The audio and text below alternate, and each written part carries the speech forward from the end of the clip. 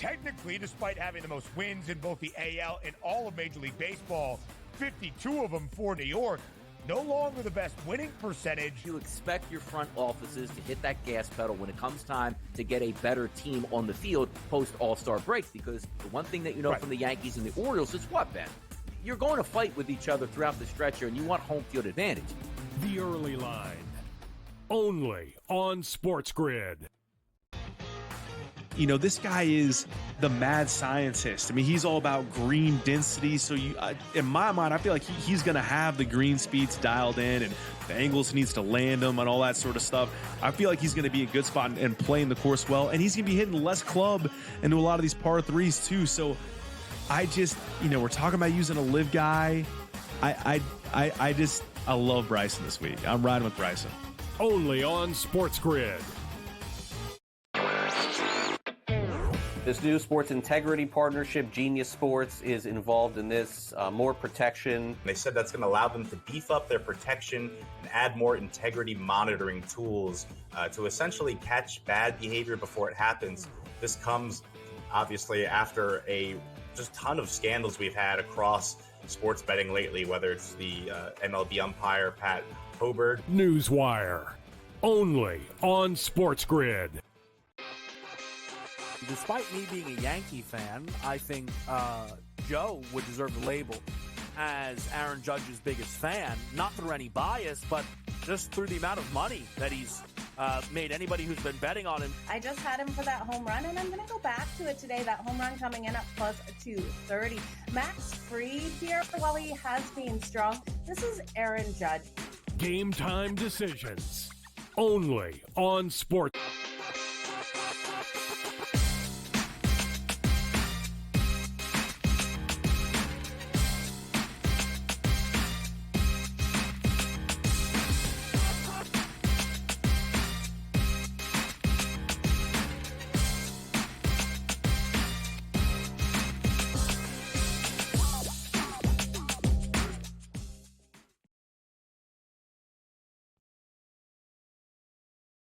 August 1st, 2024, it is Game Time Decisions. I'm Joe Raineri. Appreciate you hanging with us here can you smell that? It's football, and it's back tonight. The Hall of Fame game will take center stage here, as we only have 5 Major League Baseball games to go over, but we got plenty of football talk coming your way. No better way to kick off the month of August than with a little football and Hall of Fame. Now, nobody is going to mistake the Hall of Fame game for a playoff game, but it's going to be a whole lot of fun to see some football back in action between the Bears and the Texans. We'll have the latest on that game coming up for you. And I got to mention just 5 Major League Baseball games tapped here for tonight. We'll go over each of them. We got a start coming up here in the bottom of the hour. Some interesting matchups. We got George Kurtz coming up. We'll get his thoughts on the early slate of games. We also have, the Olympics, the 2024 Olympics.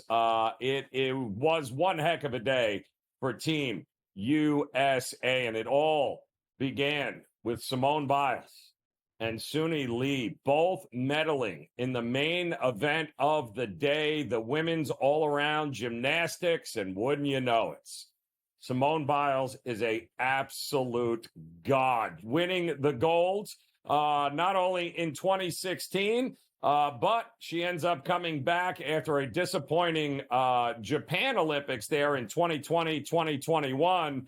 But boy, oh boy, did she come back with a vengeance here, nailing it in the end in order to take home gold. Now 6 gold medals in total for her. Quite simply, the greatest female gymnastics player ever. Just absolutely unbelievable what she did on the floor to nail it and win it. And Suni Lee, kudos to her. What a lot of people don't realize with Suni Lee is, yes, when Simone Biles had to back out of the Olympics back in 2020, 21, Suni Lee stepped right in and got the gold for Team USA in this event. But she did also have to battle over the last 15 months a kidney disease.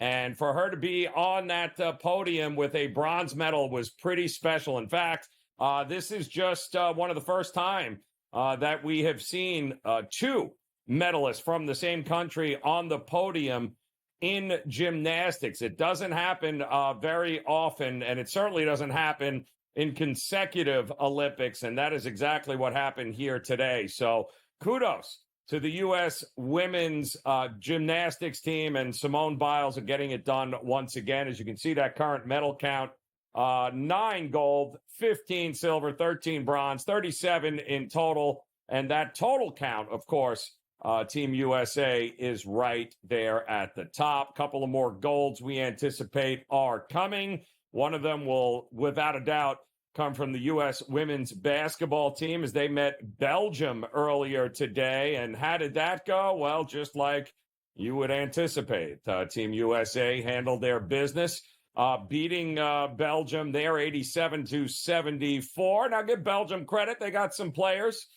They also played earlier this year in an exhibition game, one in which their Team USA did not have Asia Wilson, did not have Such Gray, did not have, I believe, Griner, didn't have 3 of their best players, but were still able to beat Belgium in that exhibition game. That's a totally different story now. As you can see, pretty easy victory for Team USA. They will advance and in all likelihood be right on their way to getting another gold. They have not lost an Olympic game. This women's national basketball team here for USA has not lost a game in the Olympics since 1992. Absolutely epic, unbelievable run that they have had, and it's also extremely well-deserved because nobody messes with women's basketball here in the Olympics. Also, a big shout-out.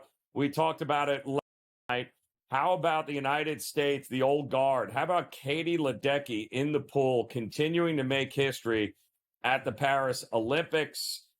She was part of the 4x200-meter freestyle relay team earlier in the day that, well, of course, won a silver medal. And the United States, once again, with Ledecky as a part of that, was only beaten by Australia, and it wasn't by much. But with that medal, Katie Ledecky has now won more Olympic medals than any other female swimmer in the history of the Olympics. Unbelievable. She got a gold medal yesterday in the 1,500-meter freestyle by setting an Olympic record time, and she now surpasses everyone as being the single most decorated Olympian in the pool in the history of the games. That is just absolutely astounding there. So kudos to Katie Ledecky and to the women's team as they continue to get it done. We also had plenty of golf early start in the morning there. I think right around 3 a.m. Eastern time is when the opening round started to get going. And boy, oh boy, what a show put on here earlier today by a whole bunch of guys. Hideki Matsuyama, Japan's Hideki Matsuyama, comes out blazing in Paris to have right now the lead. Again, it's a 4-day stroke event, so there is plenty of golf, but Hideki Matsuyama was not messing around. Comes out, fires a monster 8-under round there to have the lead. And as you can see, some of the numbers have shifted a little bit, and who'd have thunk it, right? Xander Schauffele, who is the defending gold winner in golf from 4 years ago. He had another tremendous round. He is right there, just 2 strokes back. And, of course, we also know, well, you know who is hanging around there, that being Scottie Scheffler, the reigning Masters champion. And him, by the way, Scheffler and Schauffele have combined to win 3 of 4 majors this year. And now in the final 54 holes, they're going to be competing for a podium spot here at Les Golf National in France. Should be a epic next 3 days. In fact, talking some of the interviews after the Olympic golf, it was kind of funny that they were a little taken back by how many people were actually out on the golf course They did not expect that many people to be out on the golf course. And unlike what you would see at the U.S. Open or most tournaments here in the country, where there's not a lot of cameras clicking, people talking, they don't have those same rules in Olympic golf. So they were a little taken back, a lot of the U.S. players, including Scottie Scheffler, since this is his first time at the Olympics. He was a little taken back about how noisy it was, with about a zillion cameras all going off at the same time while he's taking his backswing. He equated it to his time playing all of those, par 3 events leading up to the Masters. He said he recalls a lot of those events in which there were cameras and distractions going on all over the place. And he said, I had to remind myself that I played pretty well during those events, that I could block it out and get it done. But everybody from Rory to Scheffler, all pretty impressed with the crowds that came out to see them, especially with all the other events that were going on in the pool and, of course, gymnastics and basketball. They certainly had a ton of fans out on the golf course here today. Brady Cannon, they'll be by a little bit later. We'll get his thoughts on what happened today and take a look at some of these updated odds to see if there's any place or any value that we can grab here if you haven't bet this already. So we've got much more to come here on Game Time Decisions, including NFL football. That's right, it's back. We'll talk about it next year on Game Time Decisions.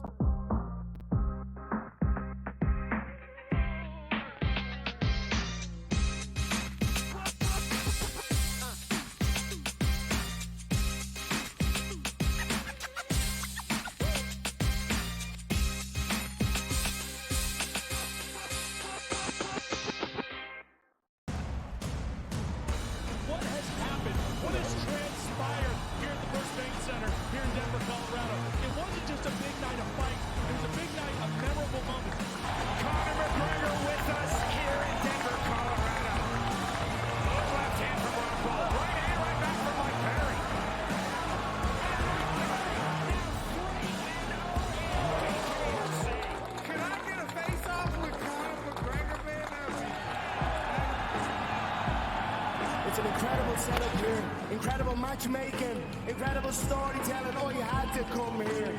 All these fighters that step in here are warriors, and all have my respect. And I'm into this game, yeah. We'll be into this, yeah.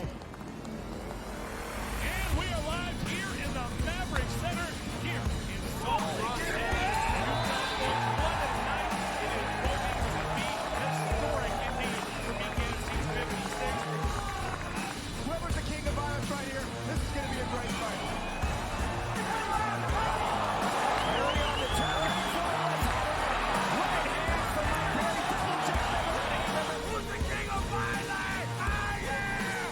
Combat fighting in its purest form, bare knuckle fighting in the city of angels.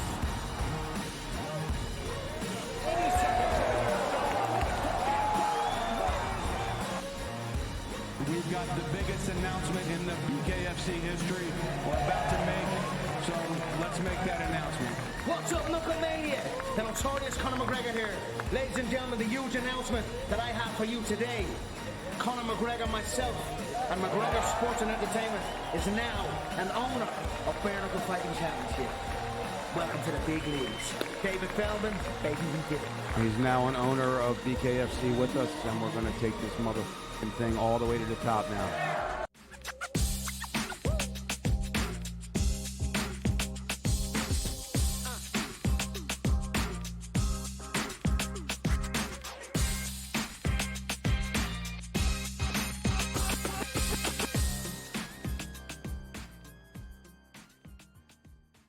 All right, welcome back. Game Time Decisions here on the SportsGrid Network. Can you believe it? It's August 1st. We've got football back. In fact, we have Thursday night football. From here on out, every Thursday we'll have some sort of football moving forward throughout the end of the year and then beyond. So we're excited. Unfortunately, with the return of football comes some pretty troubling news from a couple of different camps. We'll start with the Los Angeles Chargers. As it's being reported, Justin Herbert just sustained an injury to his plantar fascia in his right foot. He is, however, they say, expected to be ready for the start of the regular season. Chargers said that the injury was diagnosed following Wednesday's training camp practice, but that's interesting given the fact that he didn't miss a snap during that training camp practice. So it's not really, we're not quite sure exactly when, what play or where it happened, but he completed practice as of Wednesday, and now the doctors are saying that they recommend that he wear a walking boot on his right foot for approximately 2 weeks and then gradually return to play. The reality of this is they are not anticipating it being a detriment unless something else happens, and you never know with these foot injuries. But it sounds like he's just going to have to play with pain this year, and they're going to have to do their best to manage it. So not great news for Charger fans, not great news for Titan fans, as we also learned that the Titans' DeAndre Hopkins, one of the more prolific wide receivers in the game, well, guess what? He hurt his knee. So he, too, now looking to miss at least, they are saying, 4 to 6 weeks, at least from initial diagnosis there. So D-Hop going to be on the shelf to start the season no matter what for the Titans. And we'll keep our fingers crossed with Justin Herbert. Not on the IL, however, is our good friend George Kurtz. He is ready to roll. Football, no doubt. Back on our minds here, George. Not a great way to start August with news of injuries like this. That always stinks, but we'll keep our fingers crossed and hope for the best with the game coming up here tonight. The Hall of Fame game, of course. We know no starters for Chicago, so this is certainly not going to be confused with any sort of playoff game. But this is, it's always good to see football back. Predominantly, usually unders reign true in this game here. What are you looking for, if anything, here tonight in this one? And that's what I had early in the week, right? I wanted the under as well. Some preseason games, especially when they're early, are generally boring. They're dull. They don't want to show you anything. None of the starters are going here. But the under got a little crazy here. Last I checked earlier today, we were down to 30.5. So unless that number has bounced back up here, I mean, they want you to take the over. And that always concerns you, right? Because it smells a little bit. They want you to take the over. And currently it has bounced back up to 32.5, like Graphic said. So I guess money has come in on the over to balance it out. At 32.5, I'm back to the under. All right, so, yeah, that's where I had it early in the week. That's where I'm going to go with now. Listen, things can happen. We get turnovers in the game here, but nobody's playing. There's nothing to prove here, right? Listen, the thing I want to see most in this game is probably the kickoffs. I want to see how those are going to affect the game because nobody really knows. And maybe that'll affect the over-under as well if teams have much better starting field position than we expect here. I'm on the under, not a big play here. I'm going to take the plus money with the Bears as well. Once again, I think it was plus 110 when I got it. It's plus 120 now. So you get a little better price if you waited here. There's no rhyme or reason for this. It's the first game of the season. There's not much baseball tonight, so I'm going to bet this. I'll take the plus money.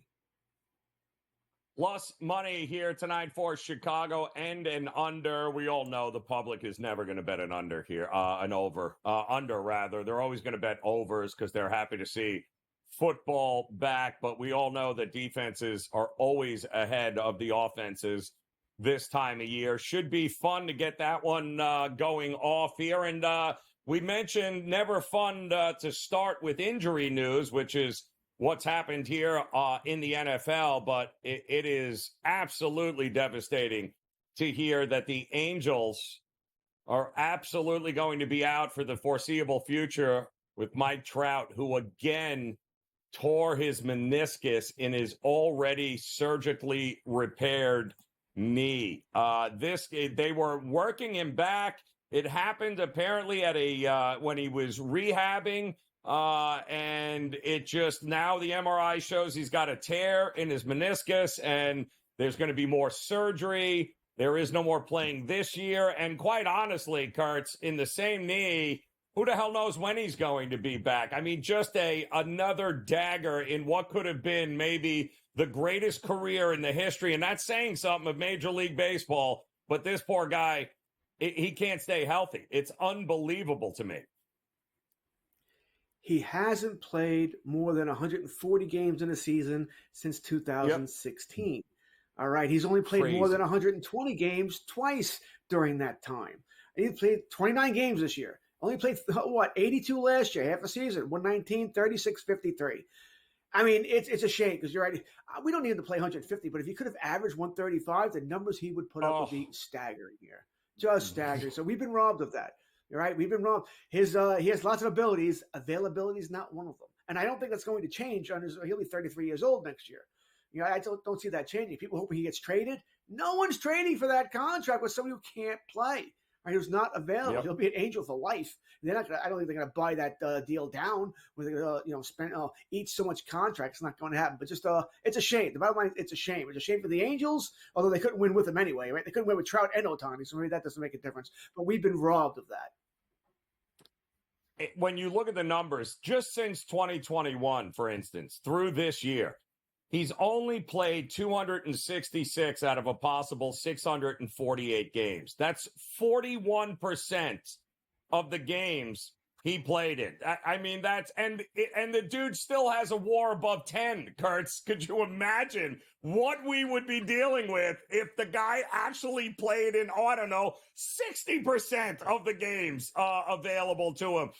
It's going to go down as one of the, I don't know is it bad luck? It's not like he's not in shape.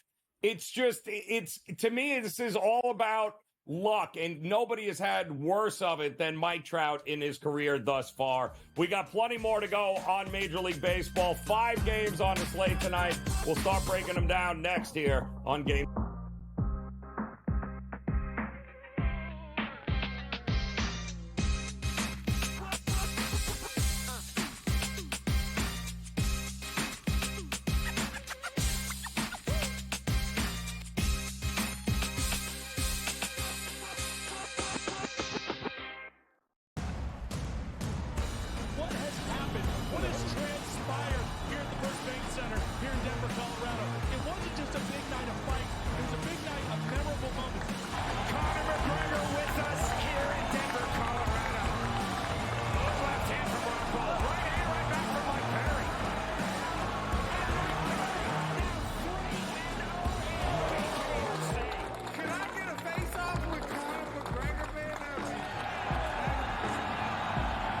It's an incredible setup here, incredible matchmaking, incredible storytelling. Oh, you had to come here.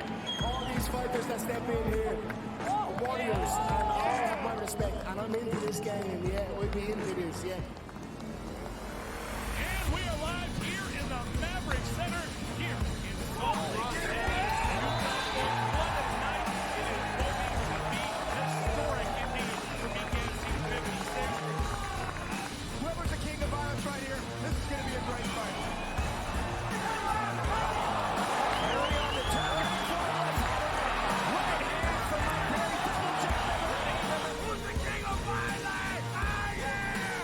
Combat fighting in its purest form, bare knuckle fighting in the city of angels.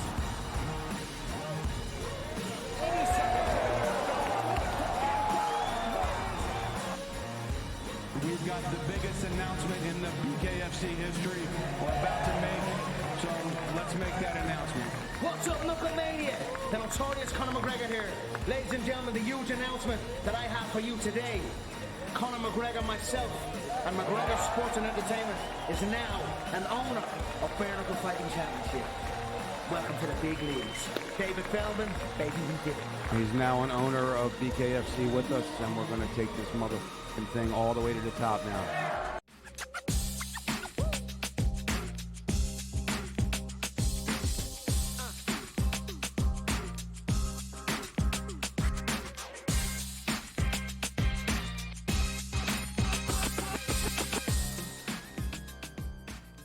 All right, welcome back in here. Game Time Decisions on the SportsGrid Network. Welcome into August. As it feel, right? Football is back tonight, the Hall of Fame game.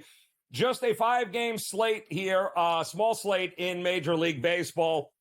George Kurtz back with us. We were just discussing just the unbelievable bad luck for one of the greatest baseball players of a generation, who could have been considered the greatest of all time had he stayed healthy. But Mike Trout, if you're just joining us, has blown out his knee again, his already surgically repaired knee, in a rehab assignment, trying to come back and play this year. For what reason, I have no idea, George. But he is out, and we were trying to come up with another absolute superstar talent that unfortunately couldn't stay healthy, and pretty much that's going to be the narrative of their career. And the only person I think we can come up with is Bo Jackson. I think that's the only one. And he might just be the greatest athlete ever, although I think Mike Trout could have played football if he wanted to. I think they're cut from the same mold, Kurtz. I think Mike Trout could have played football, absolutely. All right. You see the size of that guy's neck and his shoulders. I mean, I think he would have maybe a little linebacker there, running back, so there. I mean, Bo Jackson, that's another guy we were robbed of, right, to see what he could have done there. And I think it was, I think it was you or Chris Koski behind the scenes saying, what if he only would have played the one sport? Right, it would have even been better if he was just a baseball player or just a football player. I still remember the play he got hurt on that destroyed his hip. Right, so it is what it is. There, it's going to happen time and time again. We're gonna be robbed of seeing greatness because of injury. It's just the nature of sports. Do yourself a favor at home here for the generation that didn't grow up with Bo Jackson. Just go to YouTube and watch type in Bo Jackson and Brian Bosworth and just sit back and get the popcorn and just let me know what you think of what could have been with Bo Jackson. We've got a interesting slate of games here coming up tonight here, Kurtz. Orioles Guardians getting ready to go here in just about 15 minutes. Lively against the newly acquired Trevor Rogers from Miami, who, quietly, he started off so bad with Miami this year. He had, a 2-9 record, but under the radar, his last 5 and 6 starts have been lights out. The guy is real. This is what he is capable of. Now he's got a team that can actually win some games. Do they have enough to be able to handle business against the Guardians tonight on the road?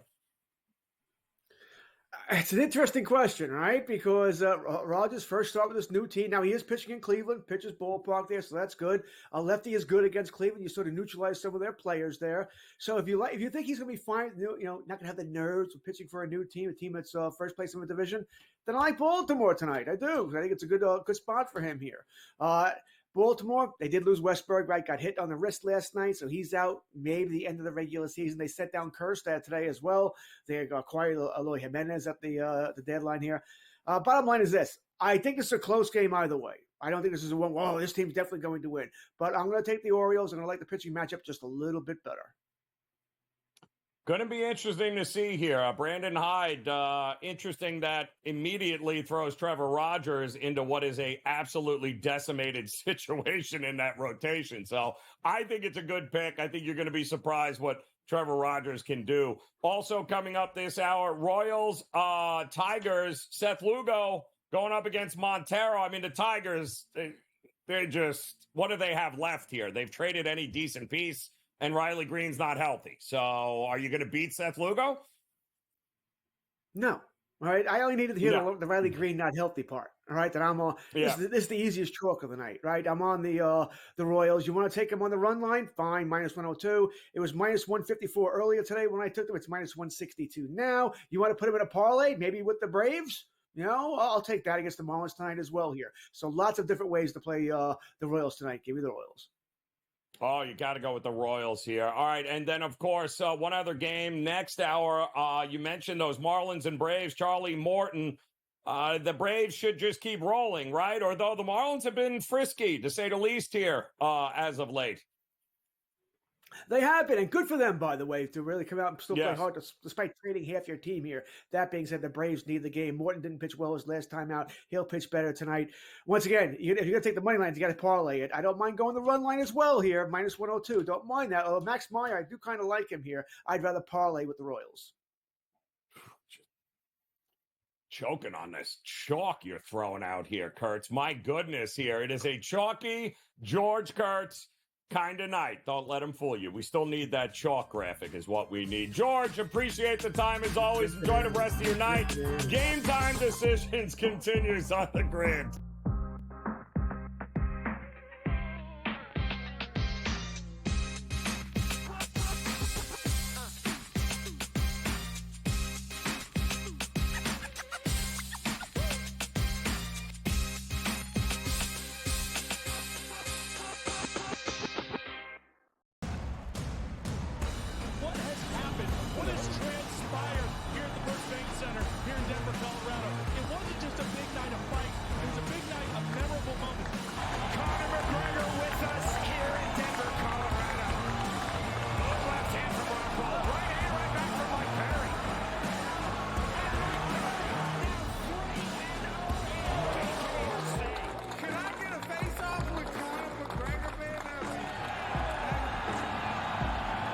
It's an incredible setup here, incredible matchmaking, incredible storytelling. Oh, you had to come here. All these fighters that step in here are warriors, and all have my respect. And I'm into this game, yeah. We'll be into this, yeah. And we are live here in the Maverick Center here in Salt Lake City. What a night. It is going to be historic indeed for BKFC 56. Whoever's the king of violence right here, this is going to be a great fight.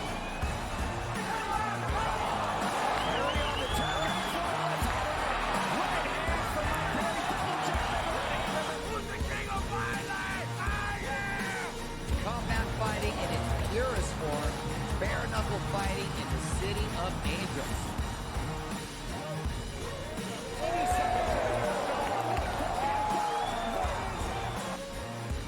We've got the biggest announcement in the BKFC history we're about to make, so let's make that announcement. What's up, Knucklemania? The notorious Conor McGregor here. Ladies and gentlemen, the huge announcement that I have for you today. Conor McGregor, myself, and McGregor Sports and Entertainment is now an owner of Bare Knuckle Fighting Championship. Welcome to the big leagues. David Feldman, baby, we did it. He's now an owner of BKFC with us, and we're going to take this motherfucking thing all the way to the top now.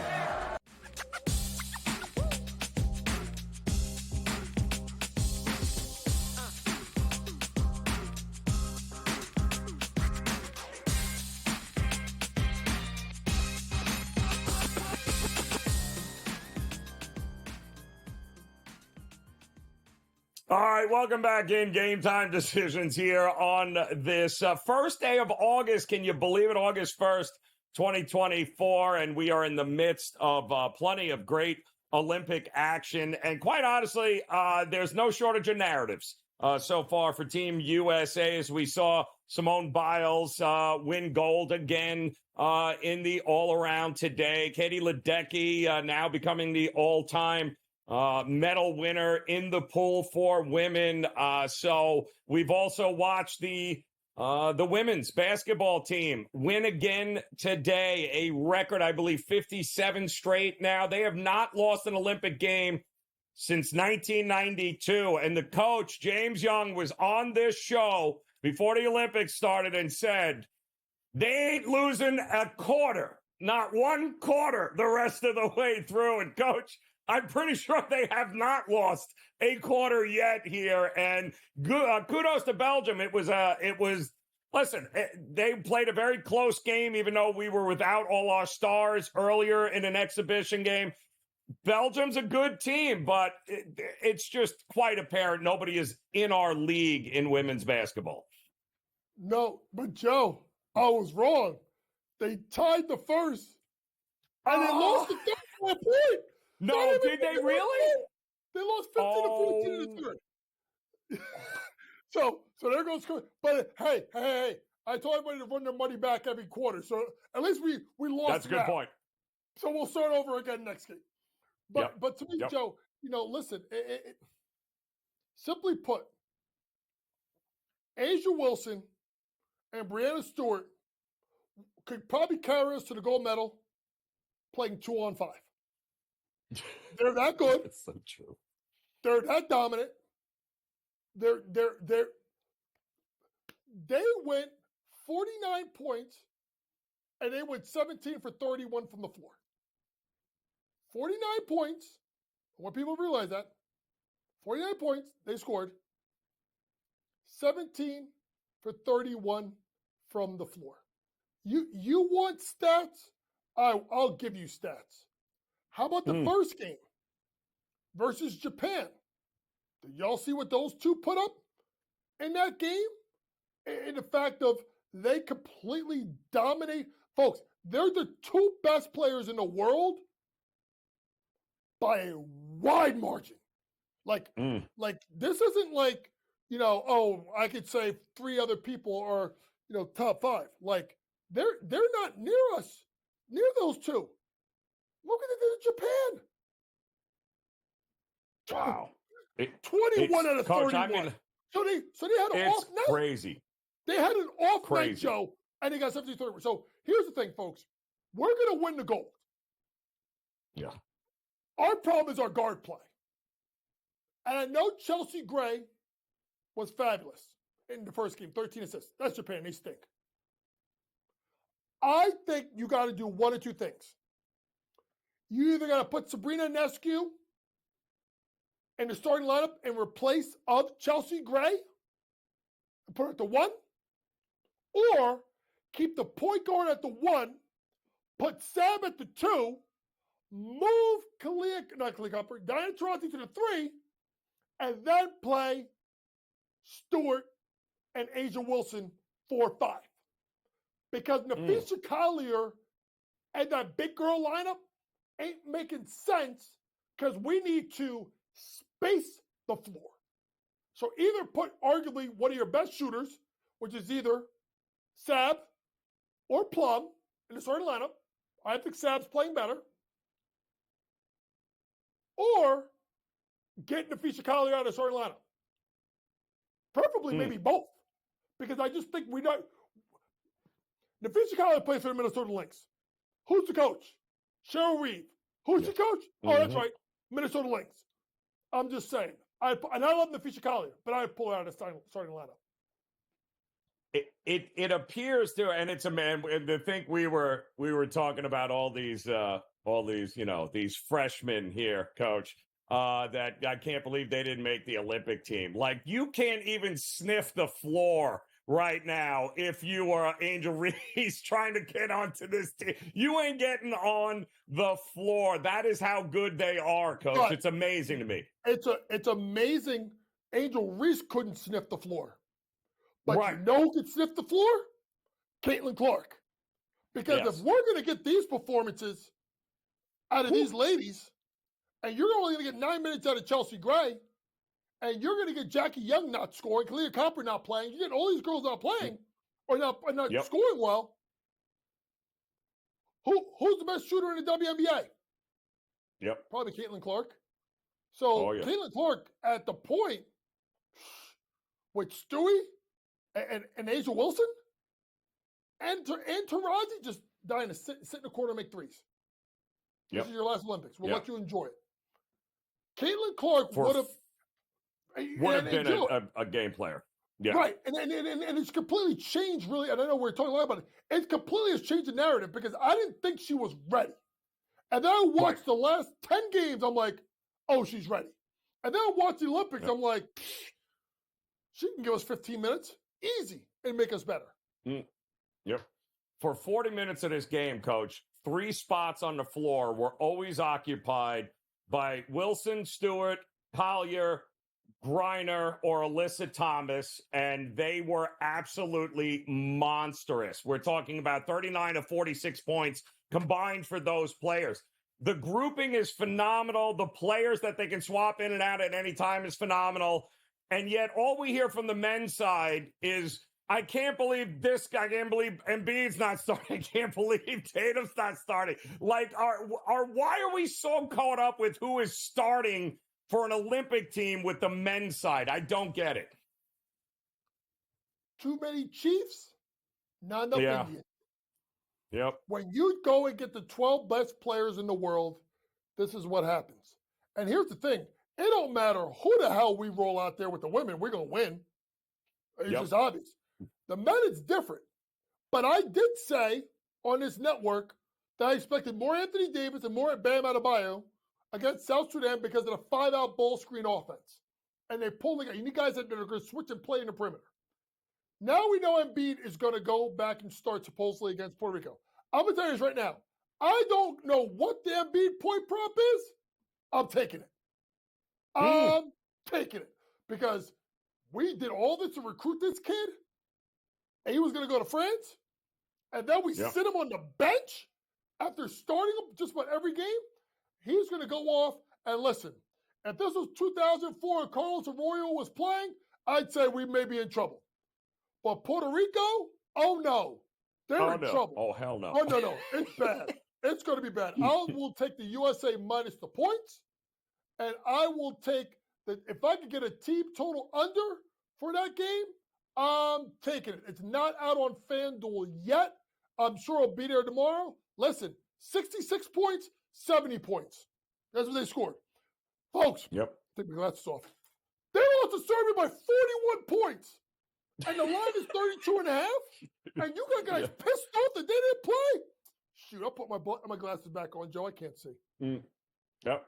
I saw a stat today that was amazing, which just goes to show if the dream team, coach, they had in 6 wins, right, for gold medal back then, 8 different starting lineups, 8 on their way to gold there.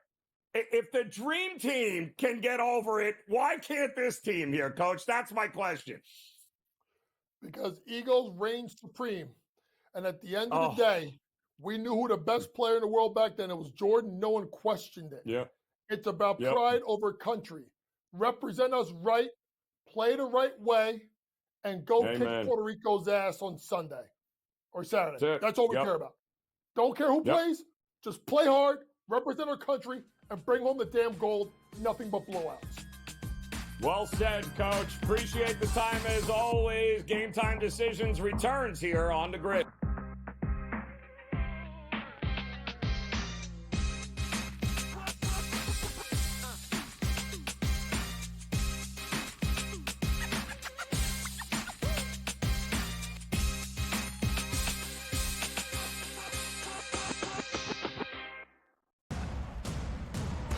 What has happened? What has transpired here at the First Bank Center here in Denver, Colorado? It wasn't just a big night of fight. It was a big night of memorable moments. Conor McGregor with us here in Denver, Colorado. Look, left hand from Rockwell. Right hand right back from Mike Perry.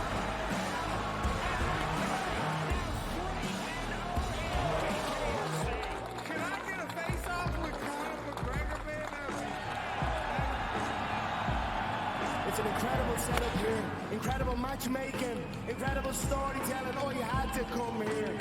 All these fighters that step in here are warriors, and all have my respect. And I'm into this game, yeah. We'll be into this, yeah. And we are live here in the Maverick Center here in Salt Lake City. What a night. It is going to be historic indeed for BKC 56. Whoever's the king of violence right here, this is going to be a great fight. Perry on the top. Right hand from Perry. Double jab. Who's the king of violence? I am! Combat fighting in its purest form, bare knuckle fighting in the city of angels.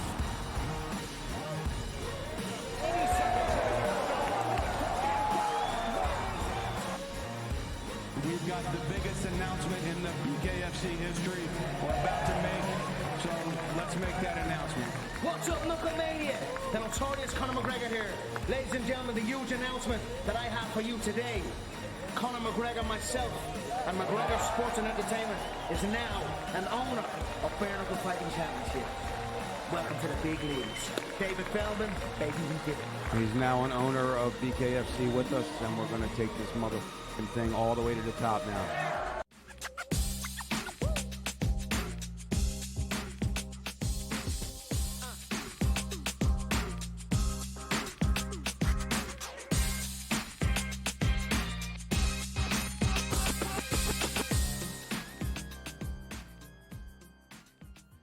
All right, welcome back in. Game Time Decisions here on the SportsGrid Network. I'm Joe Raineri. Welcome to August, by the way. We've got plenty to be excited about. We got some NFL back in action here tonight, the Hall of Fame game. Welcome back, football. But we also have just a tremendous Olympic Games going on right now. Storylines all over the place. And the golfers, 60 of the best around the world representing their countries, teed off early this morning.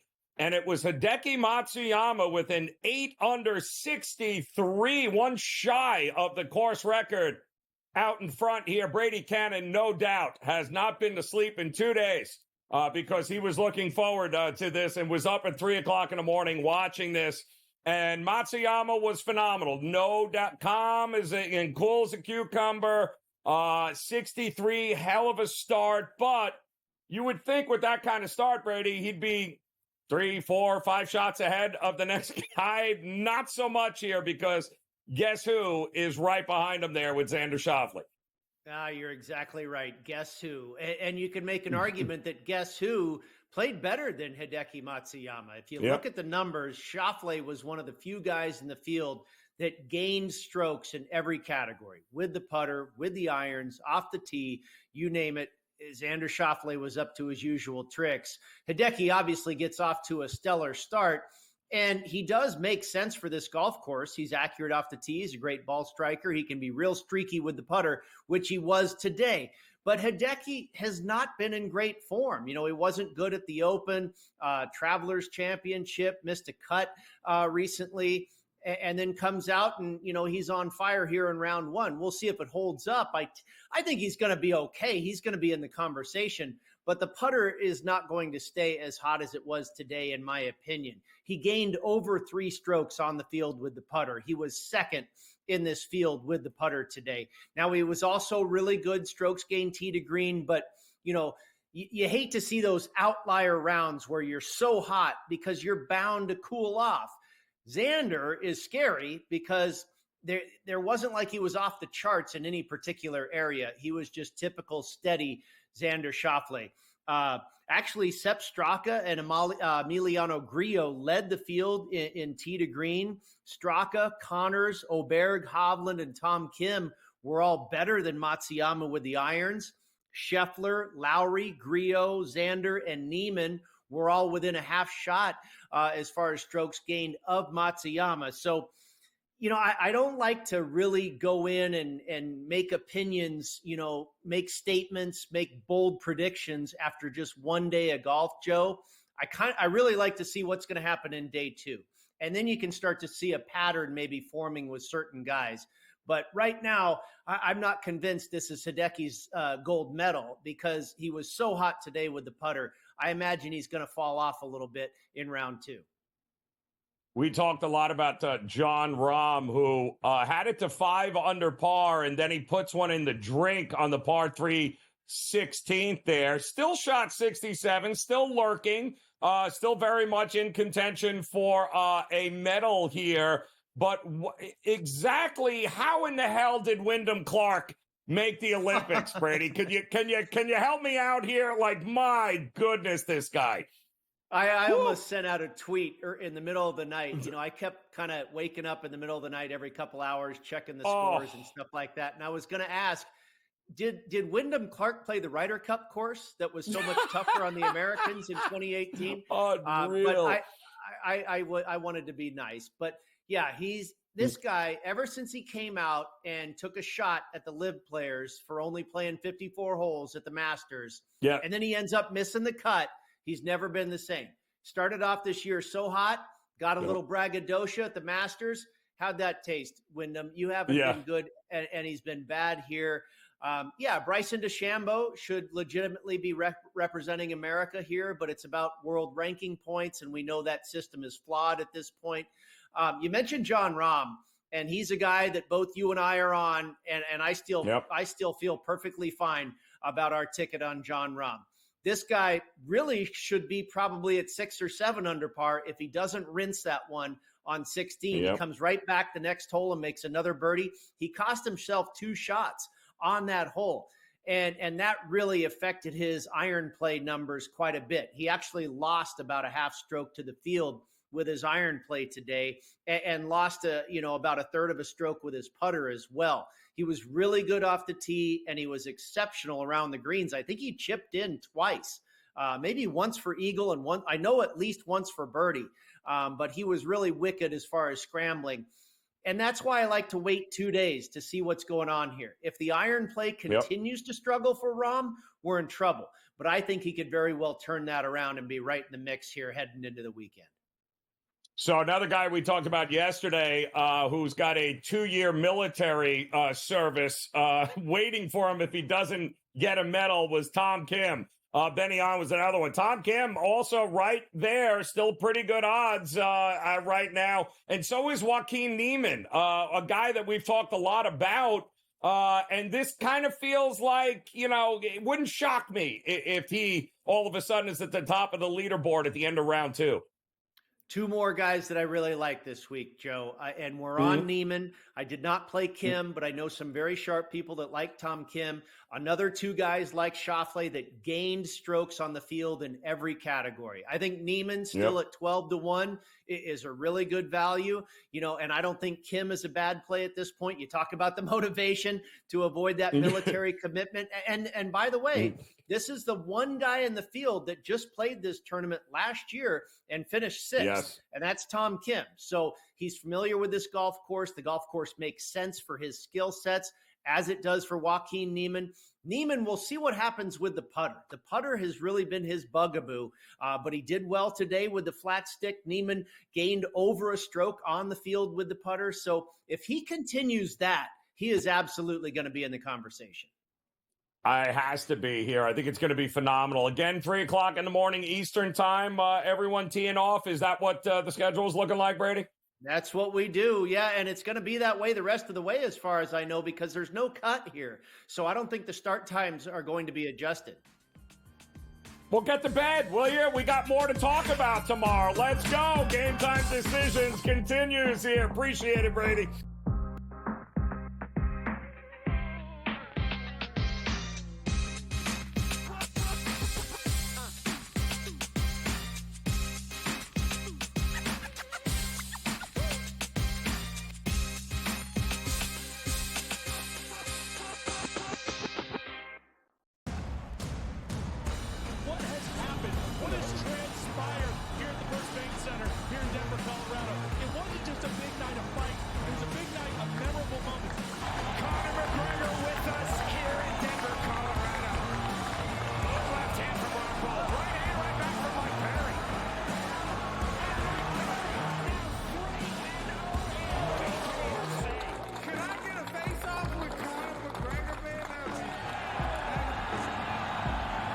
It's an incredible setup here, incredible matchmaking, incredible storytelling. Oh, you had to come here. All these fighters that step in here are warriors, and all have my respect. And I'm into this game, yeah. We'll be into this, yeah. And we are live here in the Maverick Center here in Salt Lake City. What a night it is proving to be historic indeed for BKFC 56. Whoever's the king of violence right here, this is going to be a great fight.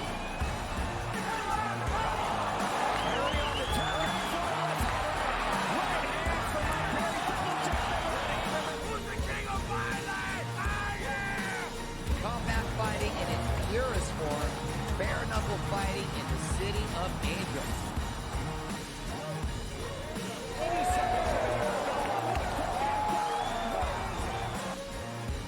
We've got the biggest announcement in the BKFC history we're about to make, so let's make that announcement. What's up, Knucklemania? The notorious Conor McGregor here. Ladies and gentlemen, the huge announcement that I have for you today. Conor McGregor, myself, and McGregor Sports and Entertainment is now an owner of Bare Knuckle Fighting Championship. Welcome to the big leagues. David Feldman, baby, we did it. He's now an owner of BKFC with us, and we're going to take this motherfucking thing all the way to the top now.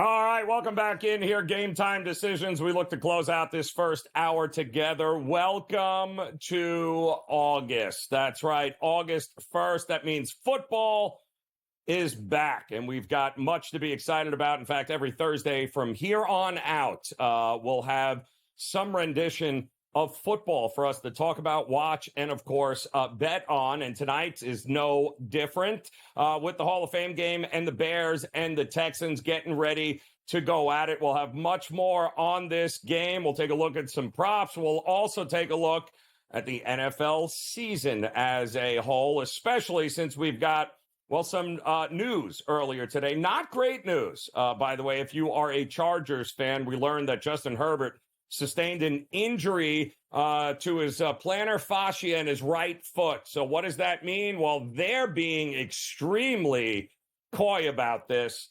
They're saying that he's going to be in a walking boot for about 2 weeks. Then they're gradually going to begin to work him out, and they don't foresee any issues with him not being ready for the start of the season. Now, that's all fun and fine and puppy dogs and rainbows, but the reality is there is a good shot here that Justin Herbert will not be 100%, may miss some time, and is going to have to deal with a lot of pain. I know guys that have had this injury before, and it's not fun. And in the NFL, as a quarterback, this could be a bigger problem than they are letting on to. We hope, we keep our fingers crossed, but not a great way to start as Justin Herbert coming off a season where he missed, by the way, 4 games. He had that broken finger on his right hand. The Chargers have gone only, I believe, 5-8, I believe, with Herbert as a starter last year as it is, but they are going to have to move forward thinking that he'll be ready for game number 1. And we hope as well, because I think the Chargers are going to be a fun team to keep an eye on. The Tennessee Titans, probably not going to be a fun team regardless, but D-Hop also out reportedly 4 to 6 weeks with a knee injury he sustained at practice here. It's unfortunate. Love D-Hop. But I would not make him one of my top fantasy picks anytime soon. No word on the extent, just that it's a 4 to 6 week. They said the MRI came back negative for anything long term, but 4 to 6 weeks, that's unfortunate for D-Hop, and of course, Levy. That's not really good for him either.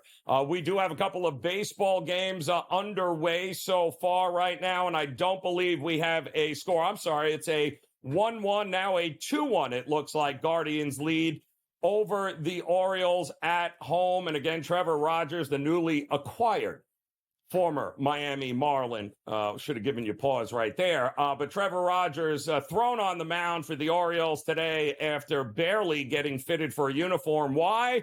Because they have absolutely nobody else to throw. Everyone else is hurt on the Orioles at this point. But the Guardians going off right now, 2-1, still got, I believe, a runner on. But I do like Trevor Rogers here. I think it's a good fit for the Orioles here, the big lefty coming over from Miami. The Royals have no interest in messing around with the Tigers. Seth Lugo on the mound for the Royals. They have already put up a 3 spot at the top of the first inning off of Montero, and the Tigers, what's the word I'm looking? Terrible, yes. They have nothing left. They've traded away just about all their pieces that are worth anything except for Skubal. But without Riley Green healthy and availability, no interest in the Tigers, even at home. Seth Lugo, Royals have been fantastic, 8-3 on the road with him starting here. And I do believe the Royals were a decent favorite here, right around the minus 170, 180 mark. But I do believe you could have got even money laying a 1.5 with the Royals here on the road. They are handling business so far against the Tigers. We do have those Marlins coming up also here in about 30 minutes, taking on the Braves as Charlie Morton. Hopefully the Ben Gay kicks in, so he'll be able to pitch more than 5 innings this time. That would be fantastic. 8.5 is a total in this game. And gotta believe we have a good shot of getting there here. Marlins have been feisty, even though they've pretty much given away every piece that they had that was worth anything. But kudos to them. They have been feisty, not going away. And let's face it, we've all seen Atlanta this year not win games that they were supposed to win. Hopefully those days are behind them. We'll have Cardinals-Cubs talk coming up this hour, as well as the Rockies and Angels. But it's all about August 1st in football. Plenty more to talk about as Game Time Decisions continues here on the Grid.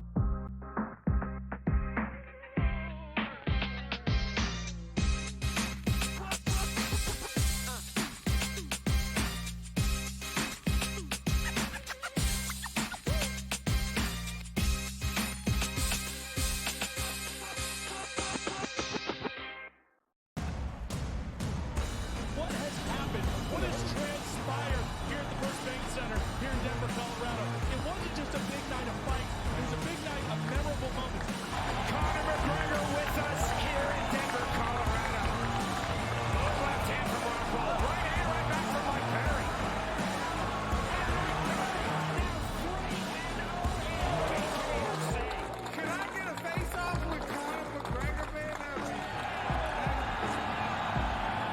It's an incredible setup here, incredible matchmaking, incredible storytelling. Oh, you had to come here. All these fighters that step in here are warriors, and all have my respect. And I'm into this game, yeah. We'll be into this, yeah. And we are live here in the Maverick Center here in Salt Lake City. What a night it is going to be. Historic indeed for BKFC 56. Whoever's the king of violence right here, this is going to be a great fight. Early on the top, right hand from my boy, double jab. Who's the king of violence? I am! Combat fighting in its purest form, bare knuckle fighting in the city of angels.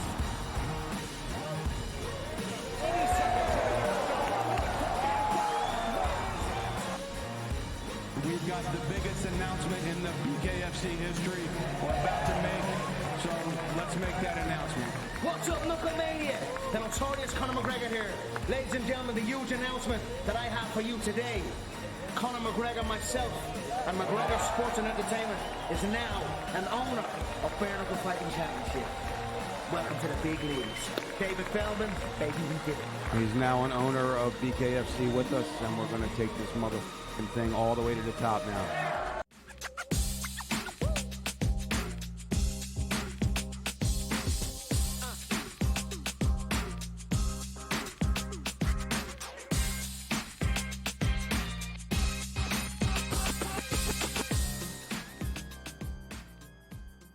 All right, welcome back in, off and running here in the month of, you ready for this? August. It is August 1st, Game Time Decisions on the SportsGrid Network. I'm Joe Raineri. Appreciate you stopping by as we have got football back in action here. Hall of Fame game here tonight. Can you believe it? Yes, that means every Thursday from here on out, we get to talk some football. Current number hovering around 32.5, -2 here.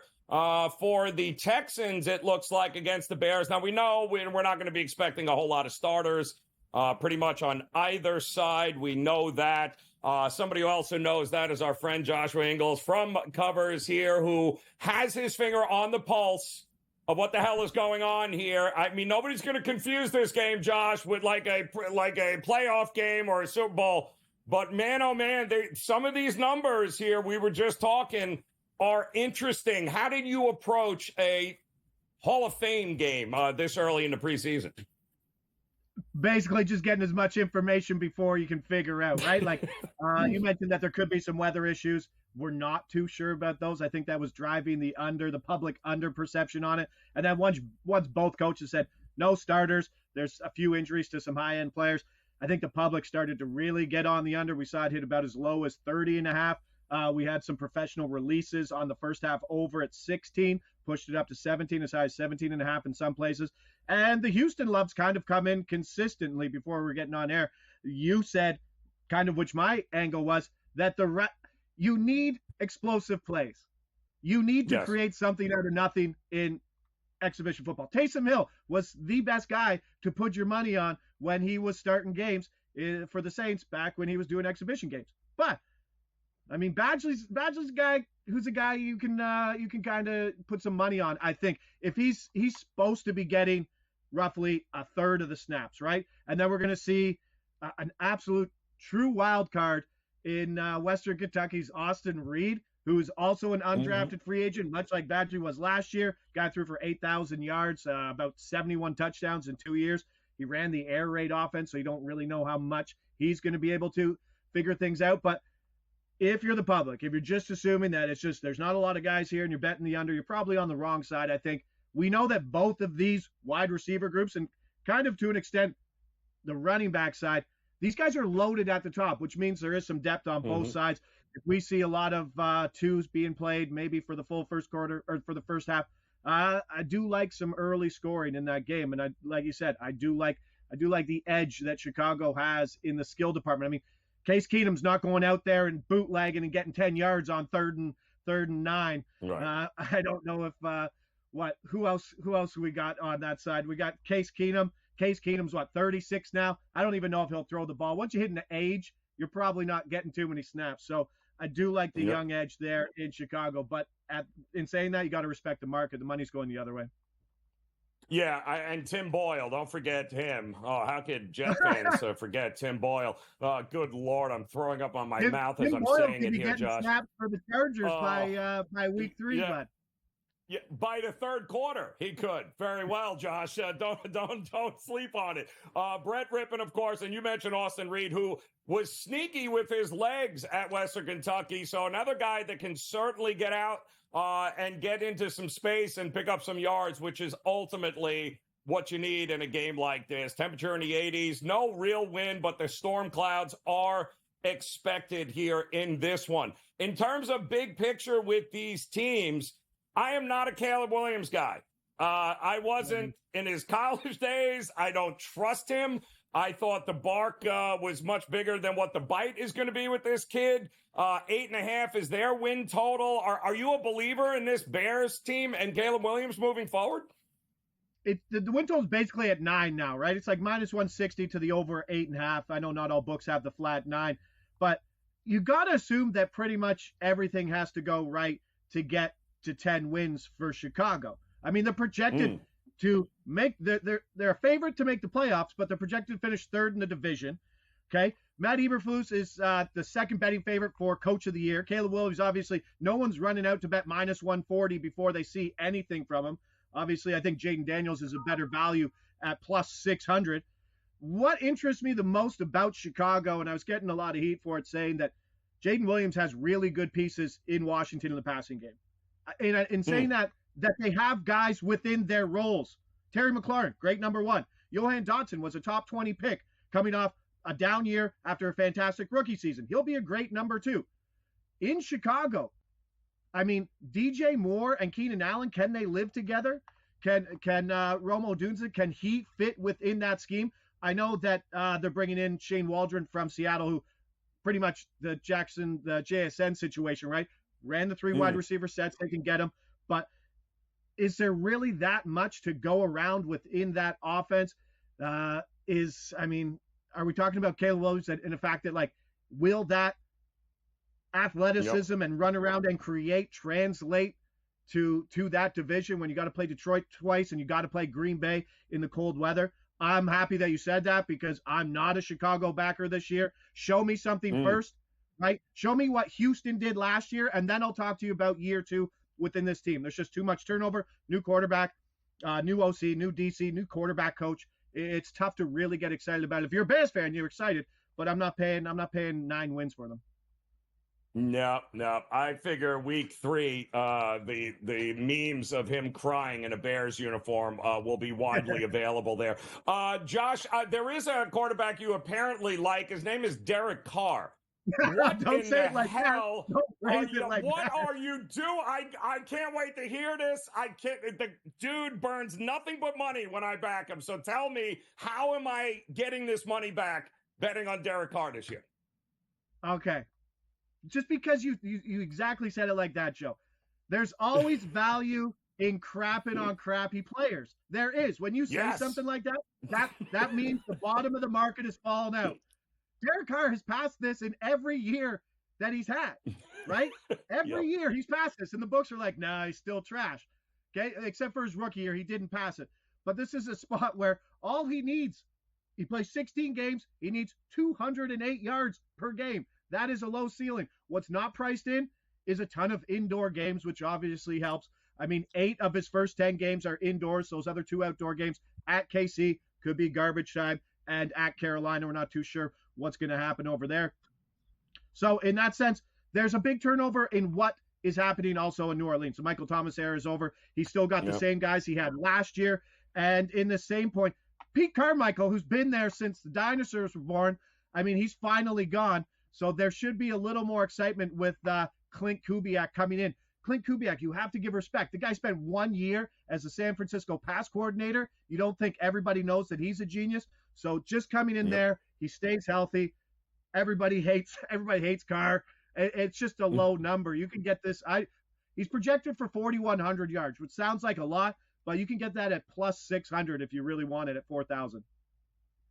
Well, listen, they're going to be trailing a lot like they were last year, and there's going to have to be a lot of throwing from Derek Carr. It's unfortunate. And I'm wondering, is Kamara the same back? Was last year the beginning of that down slope? Or do you think, because he's got to be a big part of any success they're going to have here this year?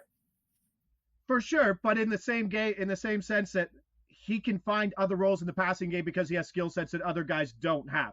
Right. Yes, he looks terrible between the tackles. Yes, he looks terrible in the red zone, and you should probably never bet on him to score, and you should always bet his backup to score inside the 5 yards. But in that sense, he does have the skill set. He's still good for, 6 to 7 targets a game. He really offsets the other guys. Rashid Shaheed gets deep and has one of the fastest burner times now. And Chris Olave looks healthy after kind of a little bit of scare the other day. Josh, pleasure, my man. I appreciate the time, appreciate the knowledge. Look forward to talking more football with you here. It's August 1st. I don't know if you've heard that. We've got football from here on out, damn it. No more Detroit Tiger talk. Appreciate it, Josh. Enjoy the night, brother. Game Time Decisions returns after this.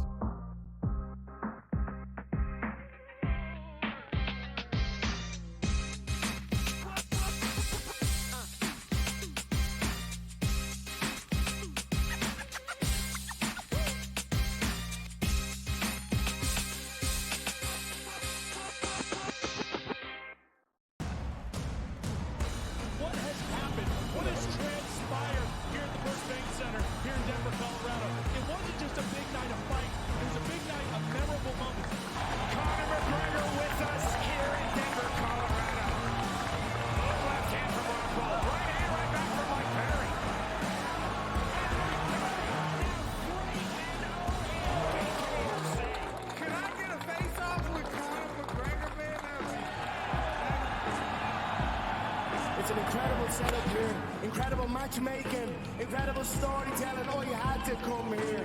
All these fighters that step in here are warriors, and all have my respect. And I'm into this game, yeah. We'll be into this, yeah. And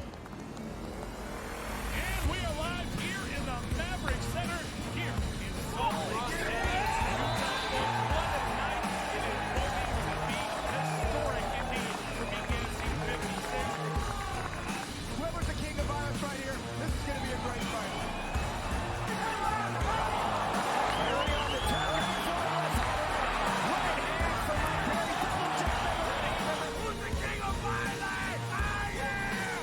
Combat fighting in its purest form, bare knuckle fighting in the city of angels.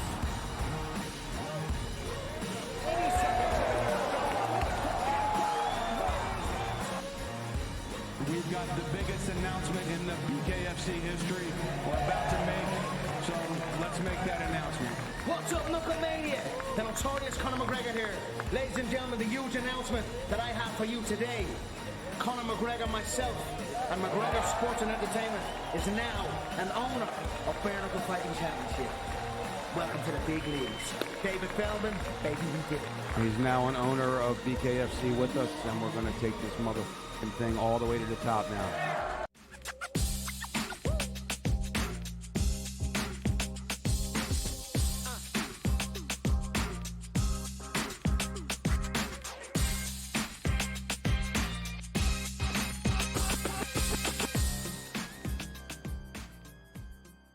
All right, welcome back in Game Time Decisions here on this Thursday. I'm Joe Raineri. Appreciate you stopping by. We're excited here at SportsGrid. Why? Because football is back. That's right. The NFL will be on display for the world again. The unofficial, official kickoff of the 2024-25 season will take place. Canton, as the Hall of Fame game will be set to kick off here tonight. Who will be playing? Yeah, well, the Bears and the Texans. It doesn't get any more fun than that. The problem is most of the people playing tonight you've probably never heard of because all the starters are not playing in this game for the Texans or for the Bears. But that doesn't mean we won't have some fun following it, watching it, having a good time with it, because we know, guess what? There is football every Thursday from here on out. So it's good to get that back. But in the meantime, we also have Major League Baseball going on right now. 2 games currently underway here. We've got another just a few moments away from starting between the Marlins and the Braves in that one there. We also have, I think, a pretty good one, a good pitcher's battle coming up tonight between the Cardinals and the Cubs, rather. The Marlins and the Braves are coming up here in just about 5 minutes. First pitch at Truist Park there in Atlanta. But the Cardinals and the Cubs, guys, is Sonny Gray taking on Imanaga here. And Imanaga seems to have certainly figured some things out here. The bats came alive for the Cubs yesterday, last night. They handled their business. The Cards, well, they need a little something different from Sonny Gray. He's been really good for them this year. I think he's 10-6 on the season, but he has kind of gotten lit up here a little bit over his last 3 starts. I don't think he's given up fewer than 4 earned runs in each of his last couple of starts. So they are going to need more from him tonight at Wrigley if they are going to bounce back and win this game. Imanaga much better at home than he has been on the road. I think this is going to be a fun game to watch. If you like unders, I think this is the under game of the night, especially early on. This opened up at 8. I think it dropped to maybe 7.5 in this one. I think the first 5 total was hovering around 4.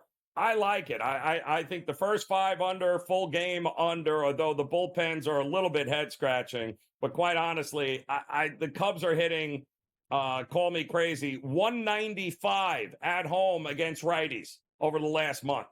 I'm not buying it. And St. Louis, by the way, has actually done a pretty good job here. They have been crushing the ball over the last 3 weeks here, kind of putting themselves in a position to be able to make a chase here at the Brewers. So Imanaga has allowed 3 runs or fewer over his last 6 starts.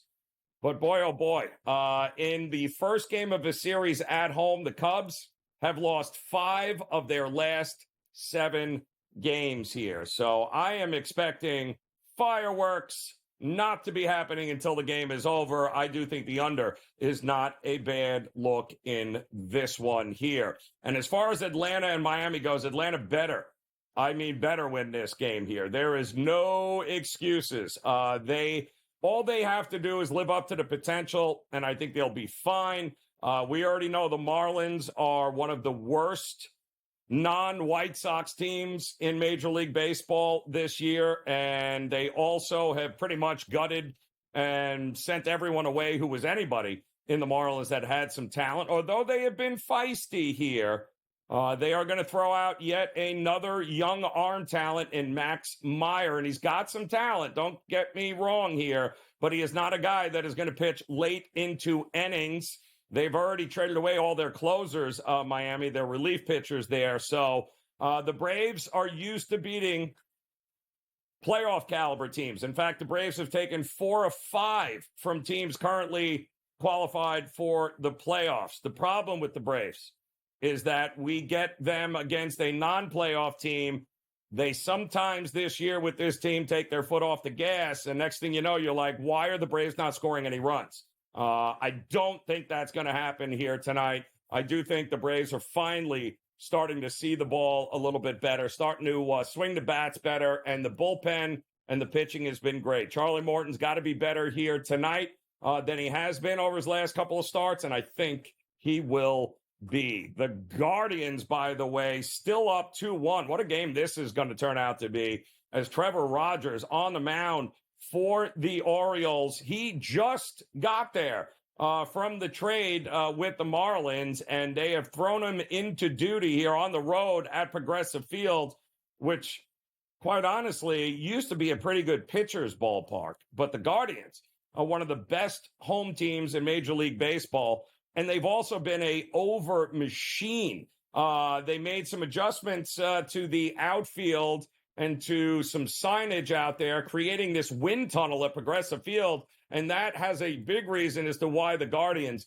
are one of the best teams in Major League Baseball, and especially at home. But they're taking on the Orioles. who need to rack up some wins because they're looking across at the Yankees, who finally seem to have figured some things out here. So the Orioles don't want to give away games. This is a possible playoff matchup. In fact, I'd almost guarantee this could very well be a big-time playoff matchup coming up. So looking forward to seeing this series unfold. And right now, the Guardians on top, 2-1. They're heading into the bottom of the third inning. And whether you believe it or not, the Rockies and Angels are still Major League Baseball teams, and they will have the late game here tonight at 9:30. Feltner versus Fulmer. And don't sleep on Feltner or the Rockies, I think, in this one. What was it, 1-0 last night? That was an interesting game, huh? Did you expect did you have pitchers battle with Rockies Angels on your bingo card last night? If not, I don't think we're going to get another under here tonight. I think this game could see some fireworks. But don't sleep on Feltner. He's been much better than his record and his numbers show here. So we've got much more on these games. A look at more football because it's back tonight when Game Time Decisions continues.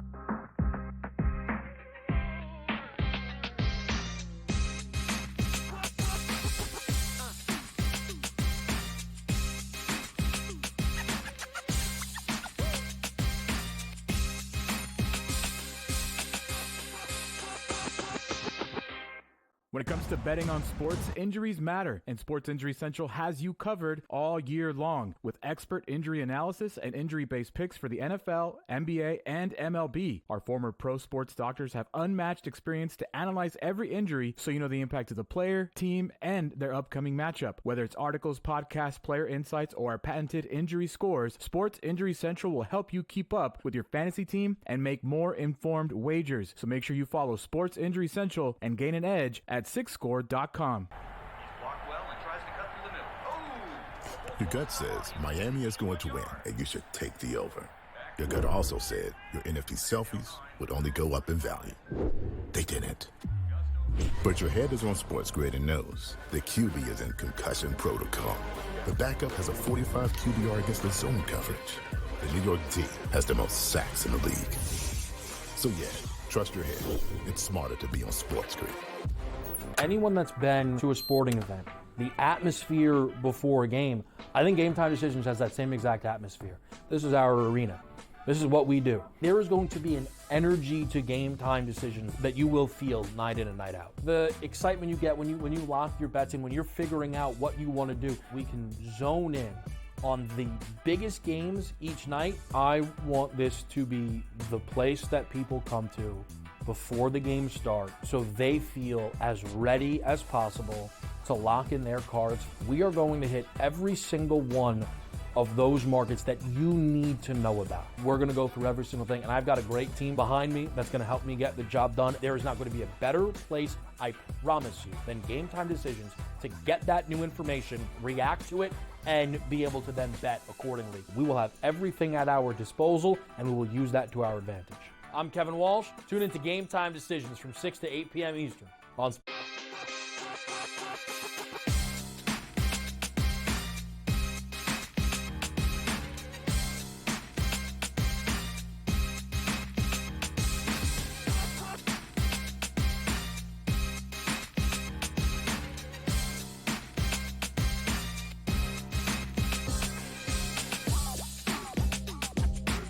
All right, welcome back in Game Time Decisions here on the Sports Grid Network. A very happy Thursday to you. August 1st, it is the kickoff, the unofficial kickoff of the NFL preseason here, because a week from today, we got those preseason games kicking off with the Carolina Panthers taking on the New England Patriots next Thursday, as well as Detroit taking on the new look Giants. But tonight, we have got ourselves the Chicago Bears taking on the Houston Texans here. And what is considered to be a pick'em style game, the number tells you that. It's been bouncing back and forth between Chicago 1.5, Texans 1.5. We did learn, of course, no starters of any significance. No Stroud, no Caleb Williams. None of the starters for the Bears will see any time, but we will see some very familiar names at quarterback here. Davis Mills, who has 26 career starts for the Houston Texans. He'll be under center. Case Keenum, he's got 66 starts in the NFL, and Tim Boyle has got 20 starts in the NFL. So in other words, every one of these quarterbacks that is expected to play today for the Texans has more than enough experience. In fact, they have more experience and more starts than the combined total of any of the Bears options at quarterback here tonight. And I only mention that is because these games are usually decided, if you're picking a side one way or the other, these games are always decided in the fourth quarter by guys that you have never, ever in a million years heard of, that are either playing for practice squad spots, hoping for maybe a contract to get on there. These are not going to be the stud of studs, and we all know at this point that defenses are much better off right now than offenses are. But if you looking at that lineup there for who Houston has at quarterback, Davis Mills, Case Keenum, and Tim Boyle, very experienced group. But you know what they're not? They're not very mobile. And that's the problem here if you're looking at the Houston Texans tonight. And I say that because you know what's not really good in the fourth quarter of these games in a pick'em spot? The offensive line. Not very good, which means we always see in this game the teams that have the mobile quarterbacks late, the teams that have a quarterback that can get out of the pocket and don't have a problem in a scramble drill, that can pick up yards, that's usually the team that you want to be a part of in this type of game, because the offensive lines are not going to be good late in this game. And with the line being 2.5, such a pick'em style game, I want a quarterback that I know can get out there and run. And the Bears seem to have all of those guys here. You've got Tyson Bagent tonight, probably going to start there for the Bears. We already know he can run. Brett Rippon, I can't believe Brett Rippon is like a veteran now. It's kind of funny to say that. Along with Austin Reed, the big Austin Reed out of Western Kentucky, threw for 1 trillion yards while he was in college, but he also was able to use his legs a lot. So, I mean, he put up some big numbers over at Western Kentucky, not just through the air, but he was certainly able to get out and run. So if you're going to look to get involved in this game, it's always not a bad idea to look at the matchups and the quarterback rotations of these games and go, who can I trust to scramble out for a 20-yard first down or to get a touchdown in the red zone late, given the fact that these offensive lines in all likelihood are going to be a hot mess for both of these teams. I don't want a statue behind center and expect they're going to be able to drive down the field and make something happen. So I'll take my chances with Chicago. I will always back an under in this game because I trust no offense from either of these teams at this point in the season to score enough points to get this thing up and over. Though the last 2 editions of this game have gone over. The prior 9 all went under. And that, even though it's a low total, it's always low here. I would not want to be sweating out an over with that cast of characters out on the field in the fourth quarter trying to score some points. So I'm on the under. I'm going to back the Bears. We're going to have some fun with this game here tonight. We're going to have some fun in a couple of these Major League Baseball games as well. And we'll start dishing out those plays as Game Time Decisions continues here on the Grid.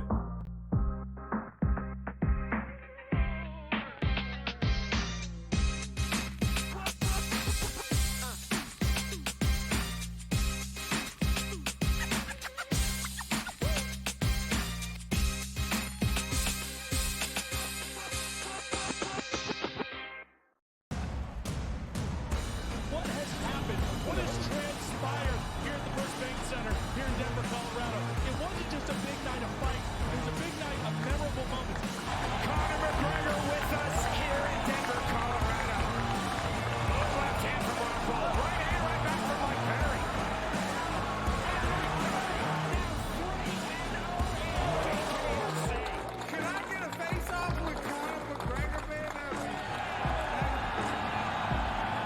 It's an incredible setup here, incredible matchmaking, incredible storytelling. Oh, you had to come here. All these fighters that step in here are warriors, and all have my respect. And I'm into this game, yeah. We'll be into this, yeah. And we are live here in the Maverick Center here in Salt Lake City. What a night it is going to be.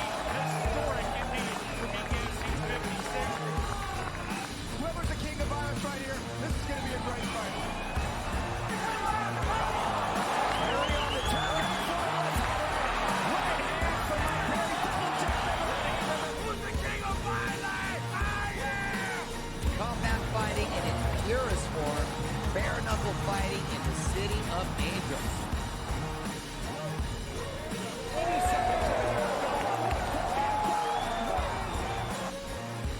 We've got the biggest announcement in the BKFC history we're about to make, so let's make that announcement. What's up, Knucklemania? The notorious Conor McGregor here. Ladies and gentlemen, the huge announcement that I have for you today. Conor McGregor, myself, and McGregor Sports and Entertainment is now an owner of Bare Knuckle Fighting Championship. Welcome to the big leagues. David Feldman, baby, we did it. He's now an owner of BKFC with us, and we're going to take this motherfucking thing all the way to the top now.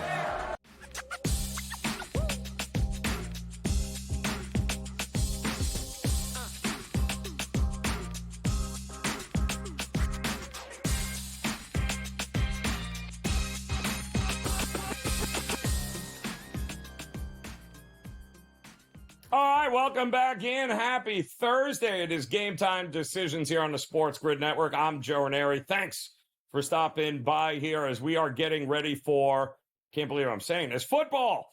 That's right, the Hall of Fame game coming up at the top of the hour. And, of course, in-game live primetime. We'll pass the baton off to them, and they will have every play, everything you need to know about what's happening in game there as the Texans and the Bears getting ready to kick off the season. You got to love it. And then, of course, next Thursday and Friday, we'll have the first round of preseason games.